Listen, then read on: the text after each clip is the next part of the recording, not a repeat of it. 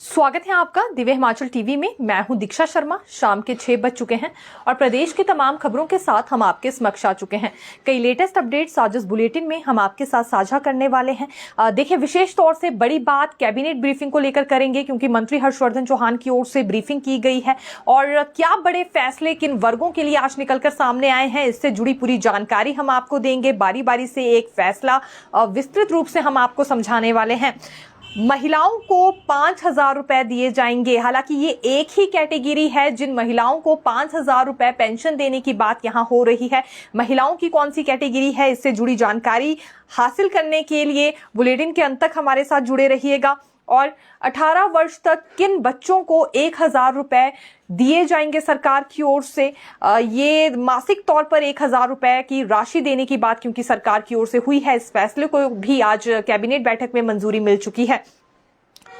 Police जवानों के अब 500 रुपए काटे जाएंगे मासिक वेतन से। सब्सिडाइज्ड यात्रा का लाभ जो इन्हें एचआरटीसी बसेस में मिलता है, उसी राशि में ये बढ़ोतरी की गई है। पहले 110 रुपए काटे जाते थे, लेकिन अब 500 रुपए कटने वाले हैं। लेकिन इसके बाद पुलिस जवानों की ओर से रिएक्शन क्या सामने आया है, ये अपडेट हम आपके साथ साझा करने वाले हैं। एक्साइज एंड टैक्सेशन डिपार्टमेंट में नियमों को बदला जा रहा है। बड़ा एक्शन अब उन लोगों पर लिया जाएगा जो कि जहरीली या फिर खराब शराब को बेचेंगे। किस तरह का एक्शन लिया जाएगा, नियमों में क्या अमेंडमेंट हो सकती है, मंत्री हर्षवर्धन चौहान की ओर से क्या कुछ कहा गया है, ये भी अपडेट बिल्कुल बारीकी से हम आपके साथ साझा करने वाले हैं। बड़ी जानकारी राज्य चयन आयोग को लेकर भी देंगे, क्योंकि देखिए, अभ्यर्थियों की ओर से सवाल उठाए गए थे वहां के स्टाफ को लेकर। इसीलिए तो कर्मचारी चयन आयोग को भंग करना पड़ा था, लेकिन पुराना स्टाफ वहां वापस लौटेगा। किस वजह से, आज ये भी कैबिनेट में बड़ा डिसीजन हुआ है। बिल्कुल बारीकी से जानकारी हम आप तक पहुंचाने वाले हैं। लेकिन शुरुआत मौसम से करना चाहेंगे, क्योंकि 27 अगस्त तक मौसम अभी खराब बना रहेगा। येलो अलर्ट जारी किया गया है और इसी बीच लाहौल स्पीति में भी एक बड़ा नुकसान हुआ है। स्पीति घाटी के चिंचोंग में पुल ढह गया है। ये चिंचोंग पुल ढह गया है। हालांकि कारण यहां पर खराब मौसम नहीं रहा है, बल्कि भारी डंपर इस पुल के ऊपर से गुजर रहा था। डंपर इतना ज्यादा भारी था कि पुल ये भार नहीं उठा पाया और बीच से 2 हिस्से पुल के हो गए हैं। वाहन भी नीचे गिर गया था। गनीमत ये रही कि वाहन में जो लोग मौजूद थे वो अभी बिल्कुल सुरक्षित बताए जा रहे हैं। कोई चोटें भी उन्हें नहीं आई है, ये अच्छी खबर है। लेकिन पुल टूट गया है, जिस वजह से लोगों की आवाजाही पर असर पड़ रहा है। विधायक अनुराधा राणा का कहना है कि उन्होंने अधिकारियों से बात कर ली है। बीआरओ की टीम वहां पहुंच गई है ताकि जल्द से जल्द इस मार्ग को दुरुस्त किया जा सके। नया रास्ता भी अब वहां पर बनकर तैयार हो रहा है। देखिए, आईजीएमसी हॉस्टल में उस वक्त काफी ज्यादा हलचल मच गई जब तेंदुए का शावक वहां मिला है और ये मृतक शावक वहां पर पाया गया है। आखिरकार ये कैसे वहां तक पहुंचा, किसने इसे मार गिराया, ये अभी तक जांच का विषय है। लेकिन सबसे पहले पुलिस को सूचना दी गई थी और पुलिस के बाद फिर वन विभाग को भी सूचना दी गई। अभी वहां से कुछ एक तथ्य जुटाए जा रहे हैं कि शावक पहुंचा कैसे और उसे किसने मारा है। इस पर अभी पूरी तरह से जांच हो रही है। लेकिन हड़कंप जरूर आसपास के क्षेत्रों में मच गया है तेंदुओं के शावक को देखने के बाद उस स्थान पर। और ये आईजीएमसी हॉस्टल से जुड़ी हमने आपको जानकारी दी है। हॉस्टल का जो ए ब्लॉक है वहां की अपडेट ये निकलकर सामने आई है। पॉलिटेक्निक लेक्चरर परेशान हैं। परेशान इसलिए है क्योंकि 31 मार्च 2024 को इनका कॉन्ट्रैक्ट पीरियड खत्म हो गया है। रेगुलराइजेशन ऑर्डर्स का ये इंतजार कर रहे हैं, अभी तक रेगुलर नहीं हो पाए हैं। 5 महीने बीत गए हैं। पहले विभागीय स्तर पर इन्होंने मांग उठाई, लेकिन उच्च अधिकारी इनकी मांग पर गौर करते हुए नजर नहीं आए। तो अब सरकार से सीधे तौर पर ये गुहार लगा रहे हैं कि 5 महीने का वक्त जाया हो गया है, रेगुलराइजेशन ऑर्डर्स इनके लिए नहीं हो पाए हैं और कितना ज्यादा इंतजार इन्हें करना होगा। फाइनेंशियली तो लॉस हो ही रहा है, लेकिन आने वाले समय में सीनियोरिटी को लेकर भी कई समस्याएं इन्हें देखनी पड़ेगी अगर समय रहते ही इन्हें रेगुलर नहीं किया जाता है। तो ये मांग इनकी ओर से रखी गई है। 2 वर्ष की अवधि इन्होंने अपनी पूरी कर ली है कॉन्ट्रैक्ट की। और बाकी सभी विभागों में जब कर्मचारियों को रेगुलर कर दिया गया है तो आखिरकार इनके साथ ये भेदभाव क्यों हो रहा है।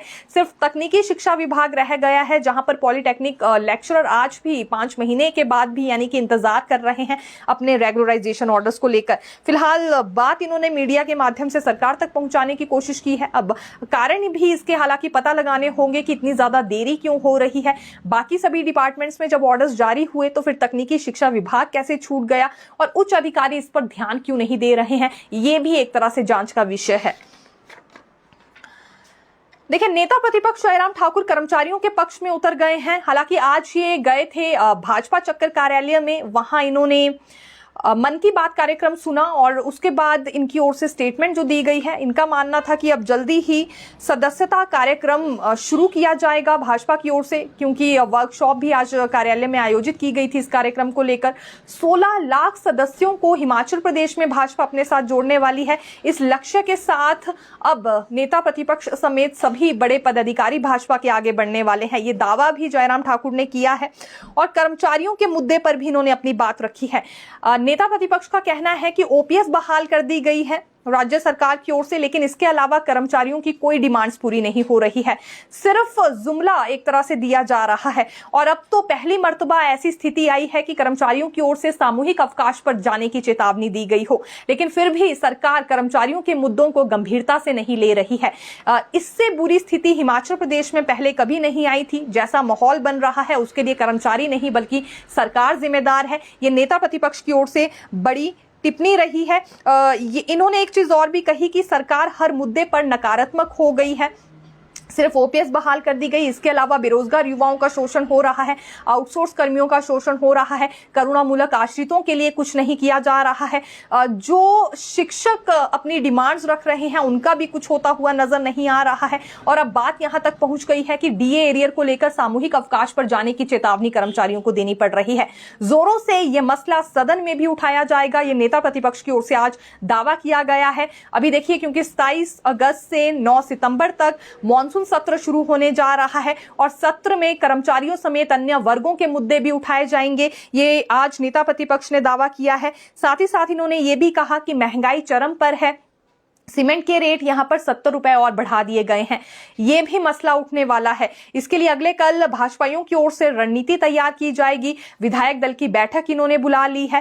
हालांकि इनकी विधायक दल की बैठक से पहले सर्वदलीय बैठक भी है, जिसमें विधानसभा अध्यक्ष कुलदीप सिंह पठानिया की ओर से ये अपील की जाएगी दोनों ही दलों से कि वो सदन की गरिमा को ठेस ना पहुंचाए, सभी नियमों का पालन करे, इधर उधर की बातों में वेस्ट ना करे टाइम और सिर्फ यहां जनहित से जुड़े मुद्दे ही उठाएं, उस पर ही चर्चा होनी चाहिए। हर बार सर्वदलीय बैठक बुलाई जाती है और यह अपील भी विधानसभा अध्यक्ष करते हैं दोनों ही दलों से, और ऐसा ही बिल्कुल अगले कल भी होने जा रहा है। अब देखिए, कैबिनेट पर आना चाहेंगे क्योंकि कुछ एक बड़े फैसले कैबिनेट बैठक में आज लिए गए हैं। हालांकि सबसे पहले आपको जानकारी ये दे देते हैं कि ठीक 12 बजे मुख्यमंत्री सुखविंदर सिंह सुक्खू की अध्यक्षता में कैबिनेट बैठक शुरू हो गई थी और इसमें मंत्री यादविंदर गोमा नहीं आए थे। ये किसी और कार्य के चलते व्यस्त थे, जिस वजह से कैबिनेट में नहीं पहुंच पाए। लेकिन ये कैबिनेट बैठक काफी ज्यादा अहम मानी जा रही थी क्योंकि मॉनसून सत्र से पहले बुलाई गई थी। इसमें सत्र में कौन कौन से विधेयक पेश किए जाएंगे ये भी चर्चा रही है और कर्मचारियों में काफी ज्यादा देखिए इंतजार बना हुआ था कि डीए एरियर को लेकर कोई फैसला हो सकता है या चर्चा होगी। तो इस पर मंत्री हर्षवर्धन चौहान की ओर से ये जवाब दे दिया गया है कि फिलहाल डीए और एरियर एजेंडा में ही शामिल नहीं था, इस वजह से चर्चा नहीं हुई है। लेकिन दूसरी ओर कर्मचारियों ने भी अल्टीमेटम दिया है कि अगर मंगलवार तक इन्हें वार्ता के लिए नहीं बुलाया या कोई फैसला इनकी मांग पर नहीं हुआ तो काले बिल्ले लगाकर ये प्रदर्शन करने वाले हैं। और 10 सितंबर की वो तारीख होगी जब ये जनरल हाउस बुलाएंगे। 11 सितंबर से ये फिर सामूहिक अवकाश पर जाने वाले हैं। ये बड़ी चेतावनी है, अगर सामूहिक अवकाश पर जाएंगे तो पूरी तरह से हड़कंप मचने वाला है, हलचल बढ़ जाएगी। सबसे बड़ी बात यह है कि सरकारी सिस्टम ही पूरा रुक जाएगा। क्या ये नौबत आने देगी सरकार, ये बड़ा सवाल है, क्योंकि आज कैबिनेट को लेकर भी इन्हें उम्मीद थी कि हो ना हो चर्चा तो जरूर होगी, लेकिन साफ इनकार मंत्री ने कर दिया है कि एजेंडा में ही ये आइटम शामिल नहीं थी, इस वजह से चर्चा भी नहीं हुई है। लेकिन कुछ एक निर्णय जो बड़े लिए गए हैं उससे जुड़ी अपडेट आपको दे देते हैं। डाडासीबा में एक नया उपमंडल पुलिस कार्यालय खोला जाएगा, ये मंजूरी आज मिली है। मुख्यमंत्री ने हालांकि पहले देखिए घोषणा की थी देहरा में भी कार्यालय खोलने की और आज इस पर भी मंजूरी मिल चुकी है। देहरा में नया जल शक्ति विभाग सर्कल खोलने की मंजूरी प्रदान की गई है। हरोली विधानसभा क्षेत्र के खड्ड में नया जल शक्ति विभाग उपमंडल व अनुभाग स्थापित करने की भी मंजूरी दी गई है और हरोली क्षेत्र में ही हिमाचल प्रदेश लोक निर्माण विभाग का नया उपमंडल खोलने की भी मंजूरी दी गई है। डॉक्टर यशवंत सिंह परमार राजकीय चिकित्सा महाविद्यालय नाहन मेडिकल कॉलेज में एक सहायक प्रोफेसर और एक एक सचिव का पद भरने की मंजूरी भी यहाँ पर दी गई है। ये कुछ एक बड़े निर्णय जो कि कैबिनेट बैठक में आज लिए गए हैं कार्यालय खोलने पर, उससे जुड़ी अपडेट हम आपके लिए लेकर आए थे। अब अगली बात करेंगे जिन मेडिकल कॉलेजेस में 3 मशीन्स आ रही हैं, क्योंकि बहुत सारे फैसले हुए हैं, विभिन्न विभागों से जुड़ी जो अपडेट सामने आई है वो जानकारी हम आप तक पहुंचाने वाले हैं। आईजीएमसी में और दूसरा अस्पताल चमियाना सुपर स्पेशलिटी ब्लॉक है, तीसरा अस्पताल राधा कृष्णन राजकीय मेडिकल कॉलेज हमीरपुर है। यहाँ पर 3 एमआरआई मशीन्स लाई जाएंगी और इसे लेकर भी मंजूरी आज मिल गई है ताकि बेहतर सुविधाएं मरीजों को प्रदान की जा सके। साथ ही साथ चमियाना में और आईजीएमसी में 2 इलेक्ट्रिक वाहनों का इस्तेमाल भी किया जाएगा। मरीजों की देखभाल और मरीजों को सुविधाएं बेहतरीन ढंग से कैसे दी जा सकती है, हर बार कैबिनेट में इस पर मंथन होता है और स्वास्थ्य विभाग से जुड़ा कोई ना कोई निर्णय जरूर यहां पर लिया जाता है जो काफी ज्यादा लाभदायक रहे मरीजों के लिए। देखिए, बिजली रॉयल्टी स्लैब भी बदल दिया गया है। हालांकि ये उद्यमियों के लिए यहां पर फैसला लिया गया है। मुफ्त बिजली रॉयल्टी स्लैब को 20% से 12% कर दिया गया है, 30% से 18% किया गया है और जिनके लिए 40% था उसे 30% किया गया है। ये उद्यमियों के लिए बड़ा फैसला आज लिया गया है कैबिनेट बैठक में, जो कि बिजली रॉयल्टी स्लैब एक तरह से बदला गया है। देखिए, एक स्टार्टअप योजना राज्य सरकार की ओर से लाई गई थी और इसमें अनाउंसमेंट ये की गई थी कि युवाओं को रोजगार का मौका दिया जाएगा, एक तरह से अपना व्यवसाय शुरू कर पाएंगे, इलेक्ट्रिक टैक्सी इन्हें खरीदनी होगी और विभिन्न विभागों में फिर अपनी टैक्सी ये लगा सकते हैं। लेकिन अभी तक ये प्रक्रिया शुरू नहीं हो पाई थी, या यूं कह लीजिए कि आवेदन जरूर आ रहे थे लेकिन बात आगे नहीं बढ़ पाई थी। जो सब्सिडी देने की बात यहाँ सरकार की ओर से हुई थी, मंजूरी इसमें सरकार की ओर से दे दी गई है 50% सब्सिडी देने पर। सबसे बड़ी बात यह है कि जो 10% मार्जिन मनी दी जाएगी उसमें भी सरकार की ओर से सहयोग किया जाएगा और 50% सब्सिडी भी दी जाएगी इलेक्ट्रिक टैक्सी खरीदने के लिए उन युवाओं को जो कि इस योजना के तहत अपनी टैक्सी लेना चाह रहे हैं। हालांकि ये जो 50% सब्सिडी दी जाएगी, इसमें शर्त ये है कि पहले यहाँ बैंक की ओर से ऋण की किस्त वितरित की जाएगी और उसके 3 महीने के भीतर फिर ये 50% सब्सिडी युवाओं को मिलने वाली है। राज्य ग्रामीण विकास बैंक को ऋण स्वीकृत करने के लिए नोडल बैंक नामित किया गया है और उम्मीदवारों को 7.9% प्रति वर्ष की ब्याज दर पर ऋण प्रदान किया जाएगा। ये मंजूरी मिल गई है, एक तरह से अब फैसला ले लिया गया है, आगे की प्रक्रिया शुरू हो पाएगी। बहुत सारे युवा क्योंकि इस इंतजार में थे कि कब ये 50% सब्सिडी सरकार की ओर से इसमें दी जाएगी। ये बहुत बड़ी मदद क्योंकि उनके लिए होने वाली है और सरकारी विभागों में इनकी इलेक्ट्रिक टैक्सीज फिर लग पाएंगी, एक तरह से रोजगार मिलेगा या यूं कह लीजिए कि अपना व्यवसाय ये शुरू कर सकते हैं, अपना काम इन्हें करने के लिए यहाँ मौका मिल रहा है। शर्त इसमें ये है कि चलिए ड्राइविंग एक्सपीरियंस तो होना ही चाहिए, लेकिन ये गाड़ी इन्हें खुद चलानी होगी, किसी और को चलाने के लिए नहीं दे सकते हैं। देखिए, स्कूल एडमिशन की उम्र एक दफा फिर बदल दी गई है। ये नर्सरी क्लास के स्टूडेंट्स को लेकर अपडेट सामने आई है। पहली बात का ध्यान अभिभावकों को ये रखना होगा कि 3 साल से कम अगर बच्चे की उम्र है तो एडमिशन उसे नहीं मिलेगी नर्सरी में। और उसके बाद 6 महीने की छूट भी यहाँ हालांकि उम्र में बच्चों को दे दी गई है जो ऑलरेडी नर्सरी में अभी डाल दिए गए हैं, ताकि आगे एलकेजी यूकेजी में जाने के लिए कोई दिक्कत उन्हें ना हो, एज से जुड़ी समस्या का सामना ना करना पड़े, उच्च कक्षाओं तक भी उन्हें पहुंचना है, इसलिए 6 माह की छूट उनकी उम्र में दी गई है। लेकिन अब आने वाले समय में 3 साल से कम जिस बच्चे की आयु होगी उसे नर्सरी में एडमिशन नहीं मिलने वाली है। ये अभिभावकों की ओर से भी डिमांड उठाई जा रही थी। शिक्षा विभाग के पास कई ऐसे पत्र आ रहे थे जिसके आधार पर यह बड़ा फैसला आज ले लिया गया है सरकार की ओर से। मंत्रिमंडल की बैठक में यह भी डिसीजन हुआ है। अब देखिए, राज्य चयन आयोग पर आएंगे। सबसे पहली बात तो कर्मचारी चयन आयोग को लेकर करना चाहेंगे जिसे भंग कर दिया गया था, और भंग करने की बड़ी वजह यह थी कि आधे से ज्यादा स्टाफ वहां का भ्रष्टाचार में संलिप्त पाया गया, पेपर लीक मामले में संलिप्त पाया गया, इस वजह से डिसीजन हुआ था। और बेरोजगार युवा भी अपने स्तर पर यह मांग रख रहे थे कि कर्मचारी चयन आयोग को भंग किया जाए या फिर नया स्टाफ वहां पर लाया जाए। लेकिन मंत्रिमंडल की बैठक में आज एक और निर्णय हुआ है जिसके मुताबिक राज्य चयन आयोग में उन कर्मचारियों को वापस लाया जाएगा जो पहले कर्मचारी चयन आयोग में अपनी सेवाएं दे रहे थे। शर्त यह है कि वो सभी ऐसे कर्मचारी होंगे जिन पर कोई केस दर्ज नहीं है, कोई एफआईआर दर्ज नहीं है, ना ही कोई आरोप उन पर लगा है। ये वही यानी कि साफ छवि वाले कर्मचारियों को वापस लाया जा रहा है। दरअसल ये वही कर्मचारी हैं जिन्हें पहले दूसरे डिपार्टमेंट्स में शिफ्ट कर दिया गया था कर्मचारी चयन आयोग भंग करने के बाद, लेकिन वापस इन्हें राज्य चयन आयोग में लाया जा रहा है। अब इसके दो बड़े कारण हम मानकर चल सकते हैं। एक तो ये कि देखिए, राज्य चयन आयोग अभी तक फंक्शनल नहीं हो पाया है और वहां के लिए अनुभवी स्टाफ की ही जरूरत है। जो स्टाफ पहले था अच्छे से जानता है कि कैसे काम करना है, तो समय अब ज्यादा जाया नहीं होगा। इसीलिए उन साफ छवि वाले कर्मचारियों को वापस लाया जा रहा है जिनके ऊपर कोई भी केस दर्ज नहीं था या कोई भी एफआईआर दर्ज नहीं थी। एक बात तो ये, और दूसरी बात, अब युवाओं की ओर से भी दबाव बनाया जा रहा था कि आखिरकार आयोग कब तक फंक्शनल होगा। और बड़ी बात तो ये है, आयोग तब तक फंक्शनल हो ही नहीं सकता जब तक भर्ती एजेंसी हायर ना की जाए। 1 साल का समय बीत गया है, भर्ती एजेंसी अभी तक हायर नहीं हुई है, न जाने कितना समय और लगेगा। नई परीक्षाएं तब तक नहीं हो पाएंगी जब तक अपनी भर्ती एजेंसी यहाँ राज्य चयन आयोग के पास नहीं होगी। इससे पहले टाटा कंसल्टेंसी सर्विस को मौका दिया गया था, लेकिन देखिए इसमें भी बीच में ये परेशानी आ गई है कि अभी तक ऑपरेशन थिएटर असिस्टेंट भर्ती का ही रिजल्ट घोषित नहीं हुआ और वहां एजेंसी की ओर से ये दावा किया जा रहा है कि कंपनी की आधी पेमेंट ही सरकार की ओर से नहीं दी गई है। इसी वजह से वो रिजल्ट भी लटका हुआ है। सीबीटी प्रणाली लागू करने की बात इन लोगों ने की थी, लेकिन ये प्रणाली भी लागू नहीं हो पाएगी जब तक प्रॉपर इंफ्रास्ट्रक्चर सरकार के पास नहीं होगा। ये वजह है बड़ी जो युवाओं की ओर से मांग उठाई जा रही है कि ओएमआर शीट का ही अब यहां पर इस्तेमाल कर दिया जाए, ओएमआर प्रक्रिया ही दोबारा से दोहराई जाए। देखिए, एक्साइज एंड टैक्सेशन डिपार्टमेंट में कुछ एक अमेंडमेंट्स हो सकती है, संकेत आज मंत्री हर्षवर्धन चौहान की ओर से दिए गए हैं।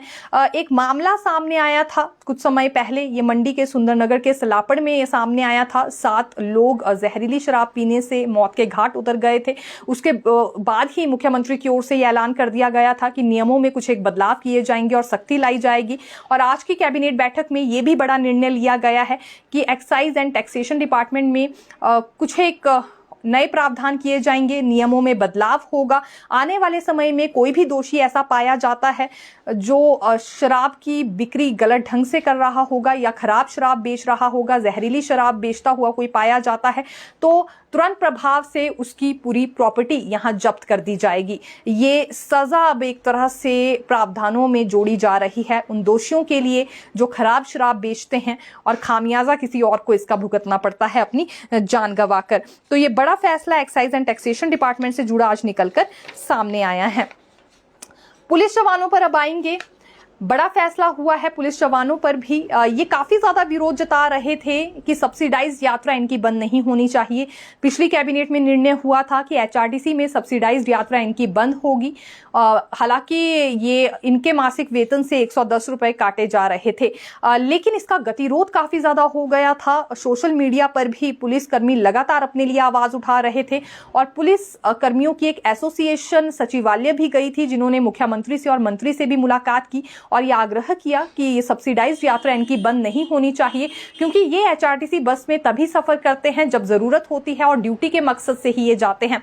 अगर इन्हें अपनी जेब से किराया देना पड़ेगा तो फिर आधे से ज्यादा सैलरी इनकी किराए में ही खर्च हो जाएगी, क्योंकि रोजाना भी इन्हें एक स्थान से दूसरे स्थान पर जाना पड़ता है। कोई भी घटना पेश आती है, कोई भी कार्य होता है, तो ऐसे में एचआरटीसी बस का ही ये इस्तेमाल करते हैं। लेकिन सब्सिडाइज यात्रा वाली व्यवस्था ठीक थी, इसे आगे भी जारी रखा जाए। तो अब इनकी पुकार सुनते हुए सरकार की ओर से ये फैसला लिया गया है कि सब्सिडाइज यात्रा को लेकर व्यवस्था आगे भी बनी रहेगी।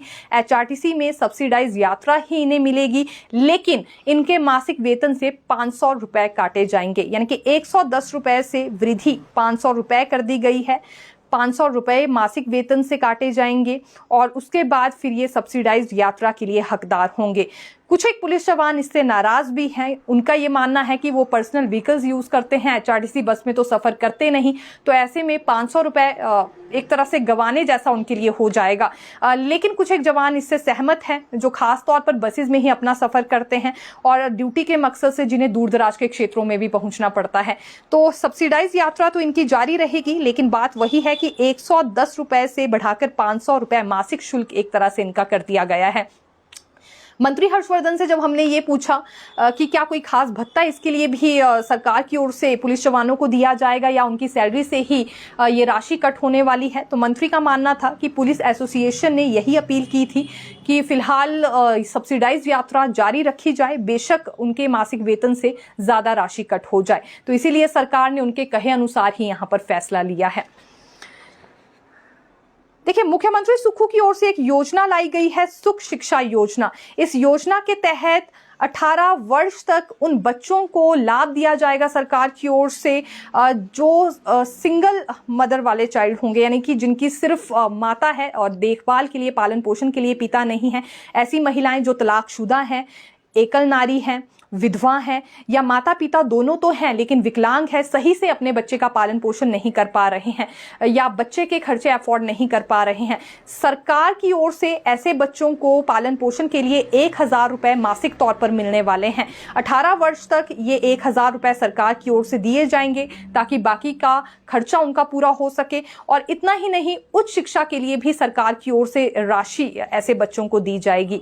यहाँ उनकी हॉस्टल फीस की बात हो या फिर बात पाठ्यक्रम फीस को लेकर हो, तो सरकार पीछे नहीं हटेगी। जो भी खर्चा बच्चों का बनेगा सरकार की ओर से दिया जाएगा। यानी कि जब तक ये स्टैंड नहीं ले लेते हैं, करियर वाइज आगे नहीं बढ़ जाते हैं, या सीधे से शब्दों में कहें अपने पांव पर जब तक बच्चे खड़े नहीं होंगे, तब तक सरकार की ओर से इनका खर्चा उठाया जाएगा। मासिक तौर पर 1000 रुपए 18 वर्ष तक इन्हें मिलेंगे और 18 वर्ष के बाद जितना भी खर्चा हायर स्टडीज का होगा वो भी सरकार उठाने वाली है। लेकिन इसमें भी महिलाओं को पहले चयनित किया जाएगा। जो महिलाएं पात्र होंगी उनके बच्चों को ही ये लाभ मिलेगा। ऐसी महिलाएं जो तलाकशुदा होंगी और आर्थिक तौर पर काफी गरीब होंगी, दूसरी बात जो विकलांग महिलाएं होंगी, विधवाएं होंगी या एकल नारी कह लीजिए, जिन महिलाओं को आवश्यकता होगी, जिनके पास अच्छी जॉब भी नहीं है कि बच्चों का पालन पोषण सही ढंग से कर पाए, या माता पिता दोनों तो हैं लेकिन विकलांग है और स्थिति उनकी ठीक नहीं है, गरीब आर्थिक स्थिति से जो गुजर रहे होंगे, ऐसे माता पिता और ऐसी माँ के बच्चों को ही यहाँ पर सरकार की ओर से ये राशि प्रदान की जाएगी। अंत में उन महिलाओं पर भी आएंगे जिन्हें 5000 रुपए पेंशन के तौर पर मिलने वाले हैं।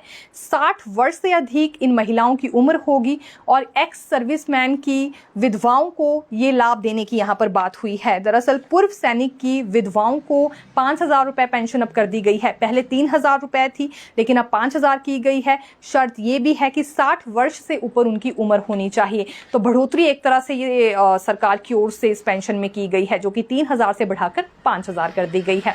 अब देखिए, इस सबके बीच बड़ी बात क्या है, वो यही है कि डीए और एरियर को लेकर इंतजार जरूर कर्मचारियों में बना हुआ था। उन्हें लग रहा था चर्चा होगी, लेकिन एजेंडा आइटम में ये शामिल नहीं था मामला, तो इस वजह से चर्चा नहीं हो पाई है। ये मंत्री ने जरूर कहा है, लेकिन सरकार को गंभीरता से ये मामला जरूर लेना होगा। इसमें लापरवाही अगर बढ़ती जाएगी तो आने वाले समय में सरकार को परिणाम भुगतना है। ये कर्मचारियों की ओर से तर्क दिया गया है। लगातार कर्मचारी चेतावनी देते हुए नजर आ रहे हैं। अब देखिए यहाँ पर सिलसिला किस तरह से बन रहा है। पिछले कल दोनों गुट आए थे सरकार से बात करने के लिए। वो दोनों गुट जो कि एनजीओ फेडरेशन के लिए दावा करते हुए नजर आ रहे हैं। इसमें एक प्रदीप ठाकुर गुट है, एक त्रिलोक चौहान गुट है। दोनों ने ये कहा है कि मान्यता मिल रही है। त्रिलोक चौहान का भी ये मानना है कि मुख्यमंत्री सुक्खू उनके गुट को ही मान्यता देने वाले हैं, और प्रदीप ठाकुर गुट का भी ये कहना है कि उनके गुट को ही मान्यता मिलेगी, क्योंकि 90 विभागों के कर्मचारी उनके साथ जुड़े हुए हैं। लेकिन ये बात किसी गुट ने नहीं कही कि जेसीसी की बैठक कब होगी, कब तक समय निर्धारित किया गया है, कौन सी तिथि ली गई है। मान्यता मिल जाएगी, उसके बाद जेसीसी की बैठक भी होगी। ये कुछ एक शब्दों का इस्तेमाल उनकी ओर से जरूर किया गया है। तीसरी ओर सचिवालय सेवाएं कर्मचारी महासंघ है, जो कि कुछ सुनने के लिए अब तैयार नहीं है। इन्होंने अल्टीमेटम दे दिया है, और नाराजगी इस महासंघ में इसलिए भी है क्योंकि सरकार ने अभी तक वार्ता के लिए महासंघ के प्रतिनिधियों को नहीं बुलाया है। मंत्री इस महासंघ से नाराज चल रहे हैं क्योंकि मंत्रियों का कहना है अभद्र भाषा का वो इस्तेमाल कर रहे हैं। पिछले कल प्रदीप गुट ने ये नसीहत दी है सचिवालय महासंघ को कि वो अपनी भाषा पर थोड़ा सा धैर्य रखे, एक तरह से भाषा शैली में सुधार लाए।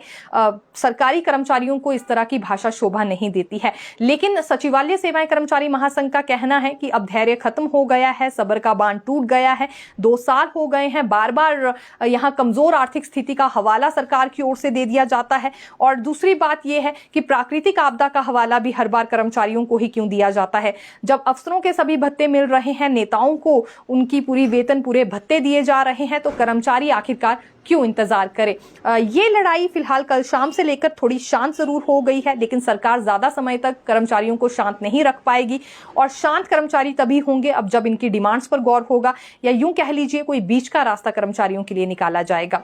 तो फिर मिलेंगे नई खबर के साथ, देखते रहिए दिव्य हिमाचल टीवी। धन्यवाद।